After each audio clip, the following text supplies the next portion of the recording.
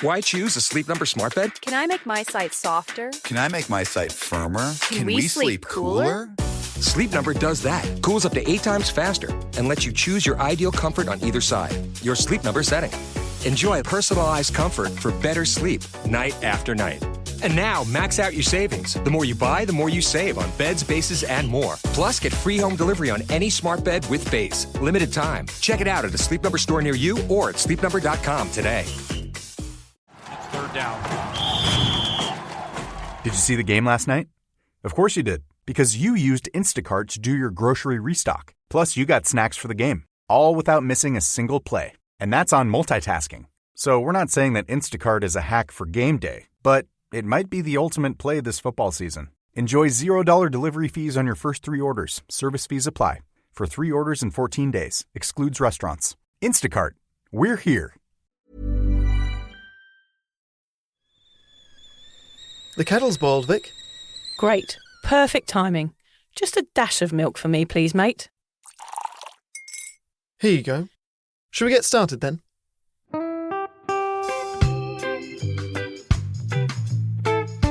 Have you ever woken up on a Sunday morning and said, I'm never drinking again, and then found yourself waving $50 at a barman by happy hour? Are you wondering why everyone else can stop at 1 while you head to a dodgy after-party with a weird bloke called Disco Dave? If so, it might be time to take a deeper look at your relationship with your reliable social crutch, alcohol. On each episode, we'll investigate our own dysfunctional dealings with booze and find out if it's possible to stop this deeply ingrained habit before things get too messy. Yep, we're going to open up a shame shed of humiliating drinking stories to help you understand why waking up from a booze coma each weekend with a kebab sticking out of your top pocket might actually be negatively impacting your health. Hamish and I are here to delve into what it's like being sober, an unwanted warts and all look into why giving up those cheeky pints or putting down those mummy wines will make you feel happier, help your anxiety and mental health, and turn you into the most sparkly, authentic version of you. Won't that mean I become boring though, Vic? Well, Hamish, we'll just have to wait and see. I'm Victoria Vanstone. I'm Hamish Adams-Cairns. And this is Sober Awkward. Who's recording now? You pressed the wrong red button and cut me off. It's the one that says record, not the one that says end. Why is the big red button leave session and not start? That's the wrong big red button. I'm definitely nervous now because you're going to get this all wrong, aren't you? You're going to really fuck this up, Hamish, aren't you? It feels weird to me that you would be nervous coming into a conversation with me. Of all the interviews that you're going to do about this book, I'm surely the easy one. Oh, yeah, I don't know. Yeah, at least I know you and at least I can edit it. Well, yeah. Okay, if you're in charge of the edit, half of it's going to get cut. I'm in the book. I mean, we're friends. I'm not going to get you in a corner and get you to say something you don't want to say. Were you surprised that you were in the book? No, because I should be. I'm surprised I wasn't in the first book. No, yeah. Of course. I had an inkling that I was going to be, and I had an inkling it was going to be that particular day. So no, I was flattered to be in the book. I didn't slag you off. There wasn't a whole chapter on how much I hate you. So no, I think it was described as like an all-round good guy, something along those lines. Yeah, an all-round good chap. You are an all-round good chap. Okay, go on, get on with it then. Enough chit-chat. I'm now going to interview you, Vic. I've actually done this twice before. People that may not know, our first ever recorded conversation was me interviewing you for my old podcast. Then I've interviewed you twice, once on the podcast, once at a live show for your first book launch. Yeah. And now we're into this one. I don't know what's happening. I've been a busy little bee, squirreling away, scribbling into my computer for the last year and a half. You're a successful writer, and I am free as someone to employ to interview you. That is why I keep getting booked. Well, also, the only reason really I do book you is because I don't pay you. Everyone else I have to pay, So I say, Hamish will do it. He owes me. Yeah, my whole career. So let's do this. And enough chit-chat. Let's get down to the questions. Go on then. So Vic, you, I feel, have made somewhat of a name for yourself as a blogger, then an Instagrammer, then a podcaster, all about the one topic, which is sobriety.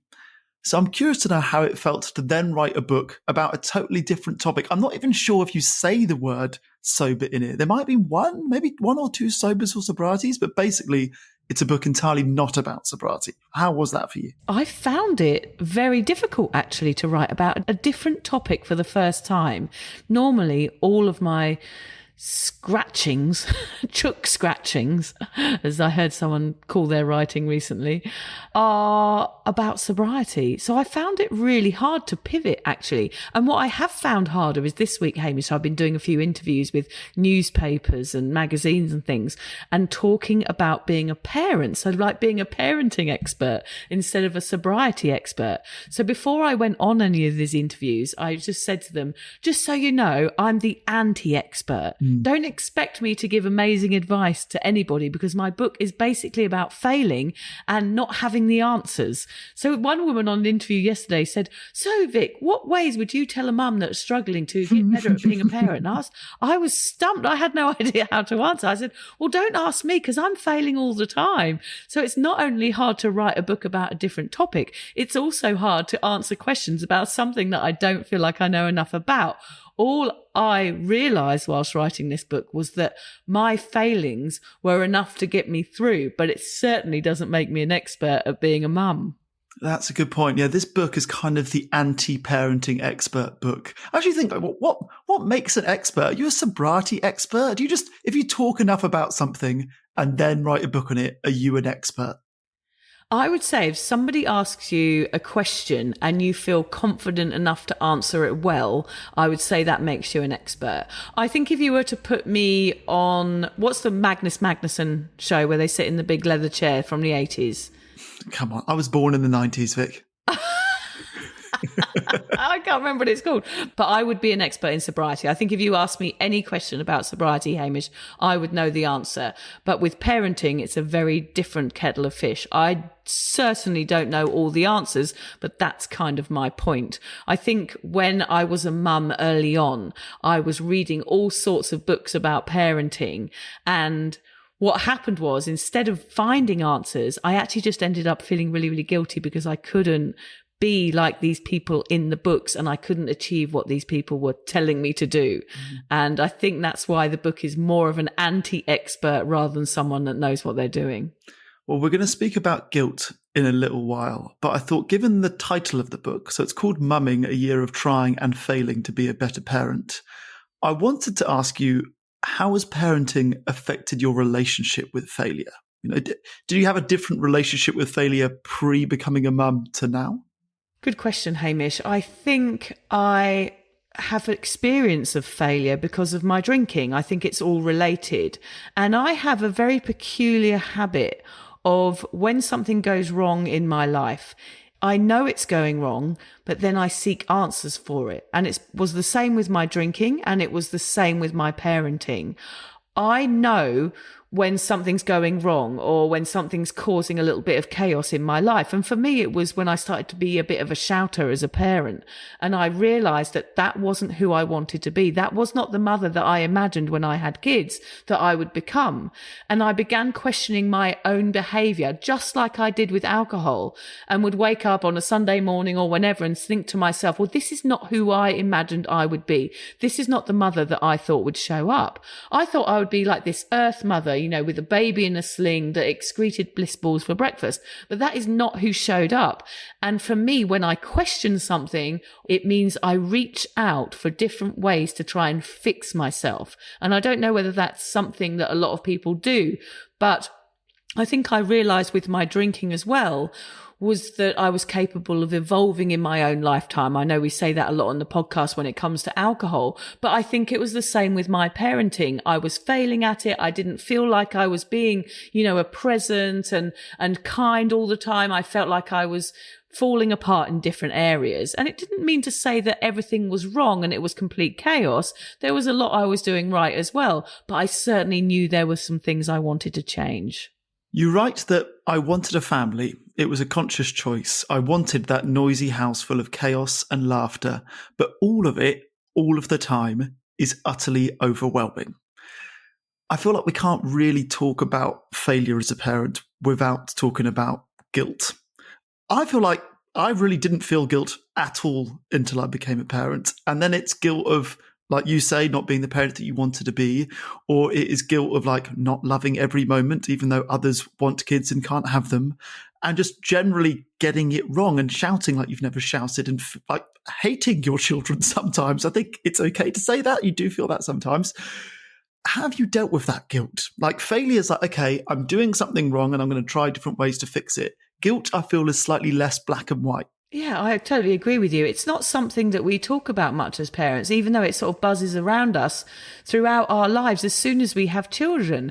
And there's a lot of comparison going on. I mean, with social media and TV, like there's certain expectations of us as parents that are kind of unrealistic, I think. And we're bombarded with information of how we think we should be parenting and all different tactics and different ways people do things. It's just kind of, I've always felt like it's just been coming for me in every direction.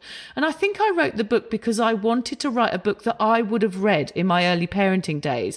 I wanted something relatable where I could say, look, it's okay to fail and we're all terrible parents occasionally, but isn't that okay and part of the parenting journey? So guilt has always buzzed around me, and I'm sure it does with many, many mums and dads out there, because we always feel like we're not good enough, or we're not present enough, or we're working too much, or we're working too little. I think no matter what we do, we feel like it has a ripple effect onto our children.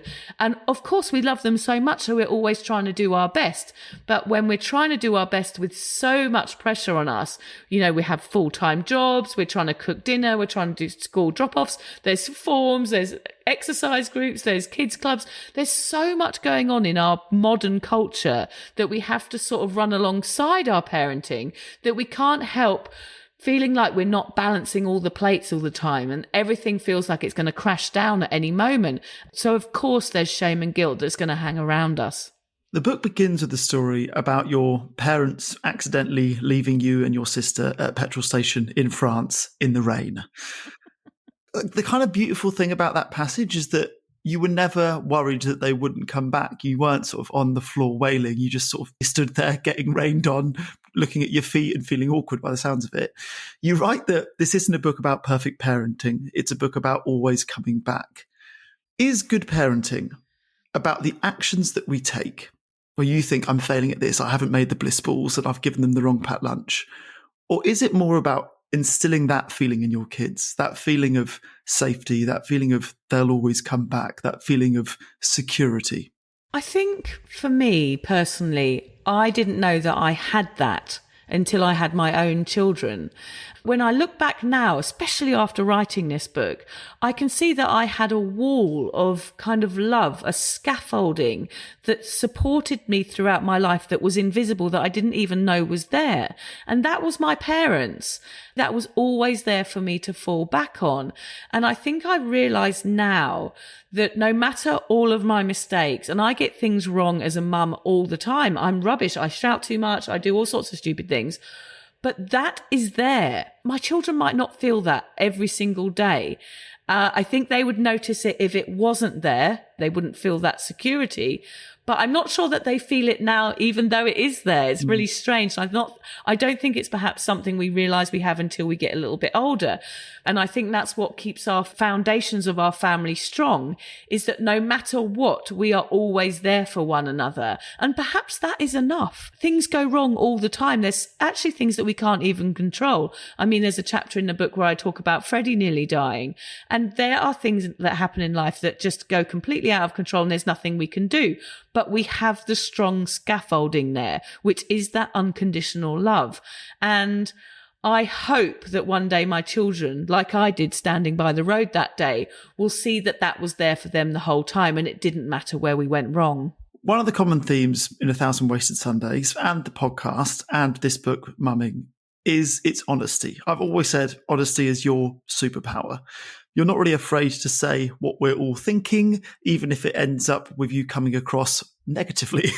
There are a few examples in the book. I don't want to give away any spoilers, but there are some that I need to mention, which are the time you left your eldest son, George, waiting outside the school hall after his Frozen rehearsal. Your excuse for this was because I forgot he existed.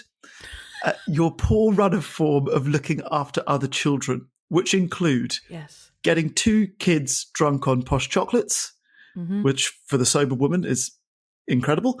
Yep. And the time you sent a girl home with a fake tattoo on her privates, which you said led to a very embarrassing phone call with her mum.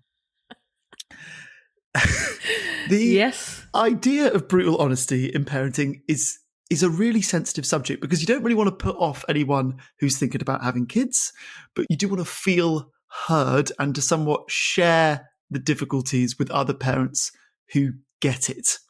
So how have you felt about sort of sharing those failures in a public way? That those are now in print forever for everyone to know. How has that felt? I honestly don't care. Like, I don't care if people judge me anymore. I mean, there's a chance that I might get cancelled or arrested. I'm ready for the police to show up at any minute. But I'm trying to be honest about how a household goes. Like, we have a laugh. We are silly children getting tattooed at my house when perhaps they shouldn't have been. Whenever I speak to mums, if we meet at a local cafe, these are the stories I hear. Mums that go out the front door and drive to school and realise they've left the baby in the cot at home. I know that Liz, your wife, has had a few of these. Every time she messaged me, she said, I have another mum fail today. And why pretend that these things don't happen? We make mistakes, and luckily none of them really put our children in danger, but we do make mistakes, and that's okay. And I think the more people that are open about our mistakes, then the less guilt we'll feel about them. Like, shit happens. And like, sometimes we do really stupid things. Like, do you remember I sent George to school with that, a lump of cheese in his lunchbox once and got totally judged. And then that was the same day that I locked him in the car and the bloody fire brigade had to come and get him out. I do some really stupid things. Maybe I do them more, but I'm not afraid to share them. I make a joke out of all of my mistakes in order for everybody else to feel much more safe about their own mistakes, because I don't mind sharing them. I'm not embarrassed. And if you want to judge me, that's absolutely fine. But please don't send me an email telling me I'm a terrible parent, which they do quite often. But I'm getting much better at ignoring the negativity nowadays. I feel there's so many more benefits to reading a parenting book like this than the ones that I read when Liz first got pregnant. And I feel like her reaction to reading your book is the perfect way to illustrate this. So she won't mind me saying she had a tough time with our second pregnancy, which is when you kindly sent over a copy of your book for her to read. And she was struggling with prenatal depression, and it happened to coincide at a time where we absolutely middled the terrible twos. Sonny gave them a good crack for more than 12 months, I would say. And there was a day, I think she sent you a photo. She was reading the book in the bath, and I think she sent you a photo of just a face full of tears. And the way that she described it to me is she said, I feel like this book was written for me to be read at this exact stage of my life, which is when I'm really not loving parenting and I'm finding a lot of it overwhelming and difficult. And I feel like hopefully reading a book like that is more useful than reading a book where it tells you how to swaddle or a good technique to put your baby to sleep, because that's great and you need to know that. In a way, you can learn that on the job.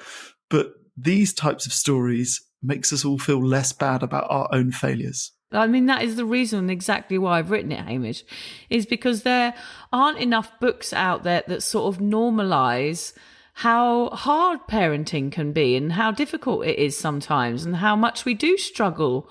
And we seem to ignore it and just hope for better. But sometimes there's times in my parenting where I agree with you. I have had moments where I've hated it and wanted to march out the front gate and not come back, which is why I go on my, my little rage walks every day.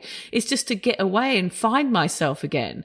And I think something that happens is when you become a mum or a dad is that, there's a loss of identity. There's a big transition that happens, the same as when you give up alcohol, is that you are one person and you become another. And there's no teachings. There's nothing out there that prepares us for how that's going to feel and what it's actually going to be like to be responsible for a little baby. And it's actually really overwhelming and really, really scary. And, for me, I went from like being on a beach and just being independent on my own to being stuck at home in an apartment in Sydney with, beige wallpaper and a baby crying in my arms. And I found it really, really, really hard to understand who I was anymore. And I know for you and for Liz, you've felt those feelings too. It is such a huge change. And I don't think we recognise the struggle enough. I mean, people do suffer from postnatal depression much more than is said about in the news and in the media, because we don't recognise how mums feel and how much we have to change. Not only do our bodies change, but our complete lifestyle is so different than it's ever been. And these lives are so dependent on us. It is a lot of pressure. And part of the reason I wrote the book was to say, look, let's take the pressure off and normalise feeling like that. And say, look, it's okay to feel like we all feel like that, because we're all in the trenches together. And that's what motherhood can feel like sometimes, is that you're sort of striving through each day, hoping for better. And there's a part in the book where my friend Nat, God bless her, I was crying in a car park outside school. I just had one of those shit days where everything had got lost and the forms weren't in on time and I'd missed a few things.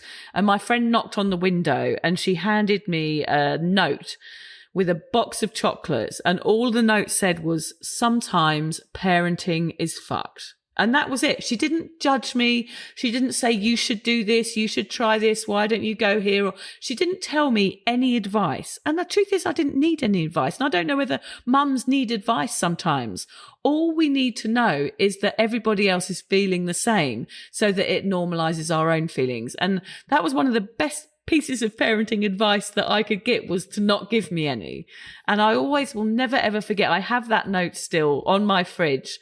And some days, it's just a reminder that some days are going to be shit and they're going to be hard. And that's okay. You don't have to be, being this perfect mum all the time. Our imperfections are going to be what makes us. And the fact that we always come back from those imperfections and that we keep trying means that we care.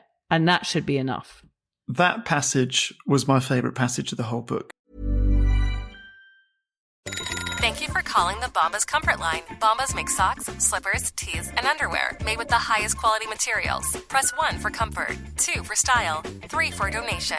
You chose style. Bombas is styles for whatever you enjoy. You can run in Bombas, lounge in Bombas, dress them up, dress them down, but always give back in Bombas. Because with every item purchased, another is donated. Bombas, comfort worth calling for. Go to bombas.com/audio and use code AUDIO for 20% off your first purchase. That's BOMBAS.com and use code AUDIO. Why choose a Sleep Number smart bed? Can I make my site softer? Can I make my site firmer? Can we sleep cooler? Sleep Number does that. Cools up to 8 times faster and lets you choose your ideal comfort on either side. Your Sleep Number setting. Enjoy personalized comfort for better sleep night after night. And now, max out your savings. The more you buy, the more you save on beds, bases, and more. Plus, get free home delivery on any smart bed with base. Limited time. Check it out at a Sleep Number store near you or at sleepnumber.com today. And it made me realise something, which is that I've got a theory on your writing, which is that your books are actually rarely about what they present themselves to be about. So bear with me. 1,000 Wasted Sundays, I think, is presented as a sobriety memoir, but I don't actually think that's what it's about at all. I think it's about self-discovery and it's about choosing your family above all else, which then sort of naturally led into you writing Mumming, which presents itself as a parenting book. That actually is not what this is about. I think it's a book about trying. It's about a book about not beating yourself up about your failures. And it's a book about progress. And more than all of that, it's about parents being there to support and reassure each other. That is what the book is in and of itself. That is exactly what Nat did with that message and that chocolate in the car park that day. What is it about that specific moment that would become, in many ways, like the integral message of the whole book? I just think it was that feeling of camaraderie, of knowing that there were people, women particularly, in car parks all over Australia crying at the same time as me. And that I wasn't the only one, and that everybody feels like this. And it is hard some days, and it was okay for me to feel that. I think that was like a pat on the back from my friends saying, look, it's okay to feel this. This isn't going to be perfect all the time. And we're in this together. And that's how it feels. That's how writing the book felt, was like all of my mummy friends that have, handed me spare wet wipes or said something when the kids are having a meltdown in Coles or put their hand out at any time. It is a feeling of we're all in this together. And if we did share our fails a little bit more, then we would have that sense of community more closely, there's this kind of rain cloud over mums where we've got so much on and there's so much to do that it can feel quite lonely sometimes. We're stuck at home, we're doing the food, we're doing the lunches, then the kids leave. And then sometimes, for me, I'm at home a lot during the week because I work from home. You can see now, Hamish, I'm in my kitchen that's a complete mess.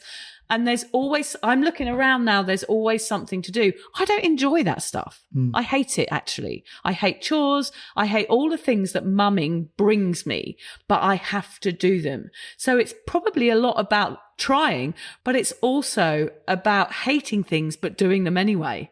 I mean, I think that's what parenting can be too. It's like there's some things about, we love our kids. We love them more than anything else in the world. But there are some awkward situations that having children put us into, which I talk about in the book too, like weird barbecues and play dates and, having to hang out with people that you wouldn't normally hang out with, and adulting and all of these other situations. We have to grow up and we have to be a certain way because we have a family now. And I think pushing through all of those activities, camping being one of them, Hamish, means that we're consistently trying, we're consistently being there, even though it's hard and we're perhaps not enjoying it.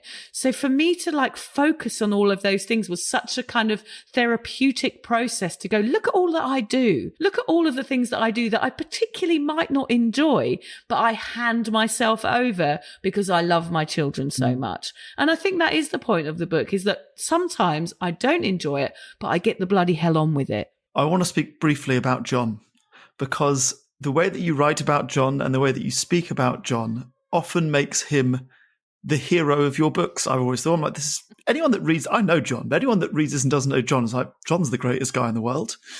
And I think there's something within that, which I think a lot of mums and dads listening can relate to, which is that when you feel as if you as a mum are not made for this and it's not coming naturally and you're screaming and you're losing your temper and you're failing all the time. And then you look at your partner, John, who loves parenting. How does that feel and how do you deal with that? Well, he's much more patient, which is, you have to have that yin and yang in a marriage, I think sometimes. Like, if we were both like me, it would just be complete chaos, wouldn't it? Nothing would ever get done. Especially our finances would be in dire straits because I'd just be spending money on cushions.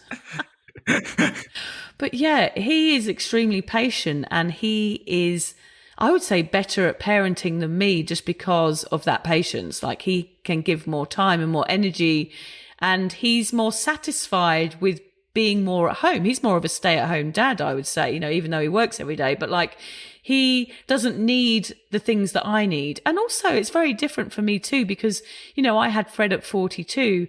So I'm now going through the perimenopause with a young child. So I have hormones to deal with. That's my excuse for my troll-like behavior, stomping around the house like an ogre. But there's also a lot that goes on behind the scenes that mums don't really get seen for.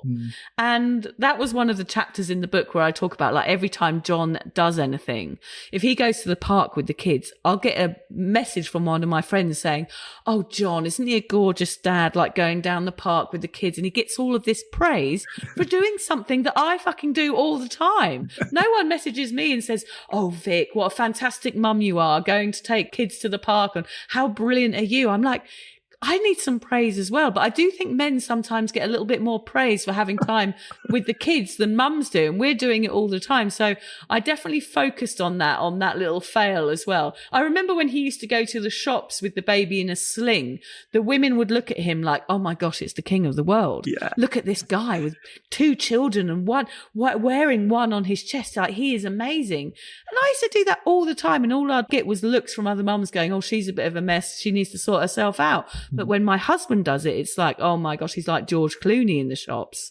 So annoying. So generally I find my husband quite annoying because he's so laid back and he makes me look more chaotic. So I try not to hang out with him that much. I try to keep him at home at the sink doing the washing up. That's kind of my plan. That's where he belongs. It's the anti-stereotype. Yeah, I'm about the anti-stereotype, when it comes to home life, Put the men next to the sink. That definitely exists. I went to a kids' party recently where I'd been thrown up on by a baby. I had a dummy hanging out my mouth and I went to go and do a nappy change.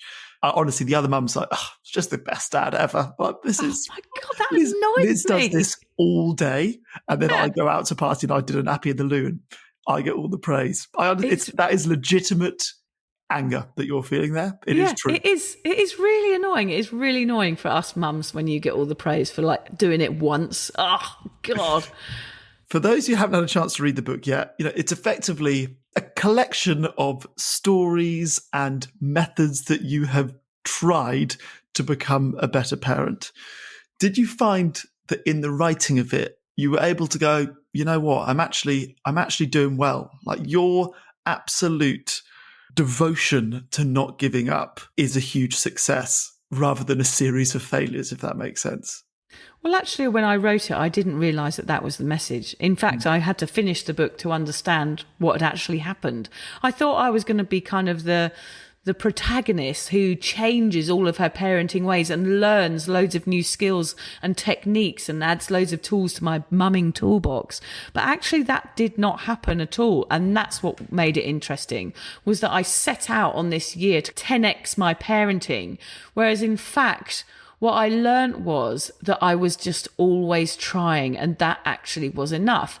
And I think if you are a parent and you are conscious and you have that awareness of failure, then it means that you're a good parent. It doesn't mean that you're failing. If you were a parent that never ever cared about your fails, then I think that would be a problem. But if you're a parent that fails and is conscious of it, we are cheerleading you because you are always coming back and you are always trying again. And it was really lovely to get to the end of the book and go, actually, it doesn't matter. All of my failures and mistakes are part of who I am. And it probably makes the journey more interesting for my kids as well, quite honestly, because I'm honest with them and say, look, guys, I don't get this right all the time. I couldn't help but think like Hollywood would want to present this as like you screaming at your child in the first scene, and then you trying all these different methods, and at the end you're like holding their hands and skipping down the beach to sunset. Yeah. That's not this book. Like the film would be you screaming at your kids and then you trying everything, and then the last scene is you screaming at your kids and be like, okay, I'm still shit at this, but at least I'm trying, which isn't quite as neat and tidy for Hollywood. I'm taking you on a journey, and a journey that perhaps doesn't end like I'd imagined it to end. I thought it was going to be a trajectory towards being a super mum. And in fact, it's just a trajectory towards being myself, which is okay, apparently. I feel like you're going to do a lot of interviews over the next few months, if it's anything like the first book. And none of the interviewers will know you or your children as well as I do. So I want to take this opportunity to say that I have seen firsthand the way that you and John parent. And more importantly, I've seen your 3 children develop and grow into genuinely kind, thoughtful, energetic, and happy human beings. And that surely is what it's all about. So I want to say, well done, Vic. You're doing a great job. You're not failing as much as you might think. And I've got no doubt that this book is going to help other parents and parents-to-be, many of whom you'll probably never get to meet, feel seen and feel heard. So on behalf of all of them, I wanted to say thank you. Thank you, Hamish. That's very sweet of you. You always nearly make me cry whenever you interview me. And same back at you. You're a lovely, lovely family. You've been open about, all of the struggles with parenting as well. And that's all we can be. And as we know on Sober Awkward, Hamish, pretending to be okay when you're struggling is never going to get anybody anywhere, is it? Especially with alcohol as well. And it's about reaching out. And even in this book, I get therapy at one point. I did with my drinking and I did with my parenting. And sometimes it takes for you to understand those failures and to face them to be able to get over them. And that's definitely what I did. And I must say also that the book is a comedy. It's not like all about me failing all the time and really depressing. It's an uplifting tale of joy and what it's really like living in this world with 3 children and trying to get by and trying to get everything done and dealing with them and loving them and trying to be my own identity at the same time. At one point, I do run away to Italy, which I highly recommend. I said this on a podcast yesterday, and I think the woman thought, that's a bit fucking privileged, isn't it? And I know that when I said it. I did take a long time saving up for that trip. When she was interviewing me, everything I said was like, go for a walk, go and get a massage, run away to Italy. And I realised halfway through, it wasn't the best interview for me, quite honestly, but I realised halfway through that everything I said meant run away from your family as often as possible. Yeah. So I'm not sure how they'll edit that to make it sound like a positive reaction, but yeah. Well, I'll tell you how to spin that to be positive, because I remember thinking in that passage that was another example of you leaning on friendship as a means to get through parenting. Like that was, you didn't just run away to Italy. You met your best mate in Italy and were able to sort of vent or forget about it or travel or be yourself again, which is all fundamentally linked to trying to become a better parent again. I think, Hamish, you have kind of worked out right there the difference between John and I. He can parent very well without any support. And perhaps me particularly, I need a lot of help and input and support and feedback with everything that I do. I just need reassurance. On the back of the book, it says, come for the laughs and stay for the reassurance. And I want to be that person for everybody else that's struggling out there and finding parenting hard, because some people need that support. My husband doesn't. He's very happy to trust his instinct and do things the way that he's been taught. And sometimes for me, I need more than that. And I need input, whether that's a therapist, a friend, or sometimes the checkout lady at Aldi. It doesn't really make any difference, but I need reassurance to know that I'm getting things right in very many different parts of my life. Well, it made me realise there's only two types of parent, which are those that fail behind closed doors but present everything as perfect when they go out, or those that fail behind closed doors and admit it openly like you do. And I feel like there's a particular pressure for mums to be the ones that present everything as perfect at the school drop-off, during mums groups, when they're delivering a packed lunch. So I wanted to thank you for being okay, because you're in the minority for saying, I fail behind closed doors and in public, and that's all right. I think that's kind of my vibe, isn't it, Haim? Yeah. I've turned myself into a sort of pot of honesty. I'm not sure how my parents feel about it, or any of my family. They probably think, what's she going on about again? But here I am in all my failures, reveling in them all. You're not a parenting expert, you're a failure expert, and that's all right. But I keep showing up no matter what, and I think that's all that's important. We need to say the book is out now in all good bookstores. The audiobook is not yet. And I want to finish with one last parenting failure, which is to do with when you have scheduled the audiobook recording to be. This is such a major fail, isn't it? It's so good. It's so apt. It is so apt, isn't it? Can you believe it? I have booked to fly to Melbourne on the week that my son's school play is on. So I can't cancel it. So that the studio is booked, the flights are booked, the hotel is booked. I have to be in the studio for 5 days straight. I have booked it the day that his school play starts, and I get back the day after it finishes. I had to break the news to him that I'm not going to be. He's been rehearsing for months. It's like huge, and I'm not going to be there for it. I felt absolutely awful. And there is a chapter on me doing crappy things like this as well, like a massive mumming fail. But I've managed to blag a cheeky door into the rehearsal, the dress rehearsal on the Sunday night. I've had to call the teachers in and get like a special pass. But yeah, I fail all the time, Hamish. I'm embracing it, and hopefully my son will forgive me one day. Sorry, George. We'll book him a therapy session for this one. Yeah, we'll book him a therapy session. The book is also out on ebook internationally now, so you can get it on Amazon anywhere in the world, but I'll be recording the audiobook in the next 2 weeks, and I think that's out in July, so you'll be able to get that everywhere as well. But the hard copy is only in Australia, and the ebook is international. So yeah, Mumming a Year of Trying and Failing is out now. How exciting. Well done, Vic. Thank you so much. Look at us. We spent a whole interview talking about nothing related to booze. Yeah, thank you. You always do such a lovely job, and thanks for asking such relevant questions. I appreciate you. Not at all. Well done. If you're questioning your relationship with booze, you're struggling to moderate, or your hangovers are causing anxiety, it might be time to reach out for some support. Yeah, just talk to a mate about how you're feeling, contact a local doctor, find an AA or sobriety group. Vic's got one. Yeah, just head to www.cuppa.community. Remember, if you're questioning yourself, it might be time to seek support. Even though this journey can be awkward, it is definitely worth it. And if you've enjoyed the Sober Awkward podcast, don't forget to review it, rate it, and share it with your mates. they have to share it with their mates? Yeah, of course they do. I'm not doing this for nothing, Hamish. Bloody hell. How do they share it? I don't know, just write it on the...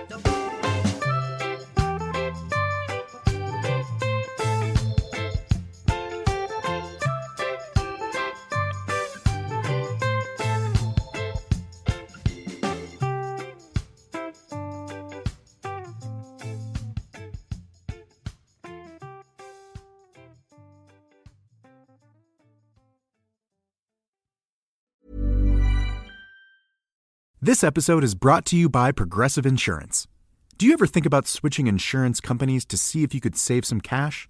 Progressive makes it easy to see if you could save when you bundle your home and auto policies. Try it at Progressive.com. Progressive Casualty Insurance Company and Affiliates. Potential savings will vary, not available in all states. Midday takes on new meaning at Barcelona Restaurant in historic German Village. Every Tuesday through Friday between 11 and 3. Come enjoy a lunch experience worth savoring. Slip away for a relaxing afternoon or bring colleagues for a business meeting just minutes from downtown. Either way, Barcelona will surround you with historic charm, authentic Spanish flavors, and an atmosphere that feels far from ordinary. Enjoy fresh tapas, seasonal entrees, and a bar where every drink is part of the moment. Not just a stop along the way. Lunch, dinner, happy hour. Barcelona makes every meal feel like an occasion. Barcelona Restaurant. For menus and reservations, visit barcelonacolumbus.com.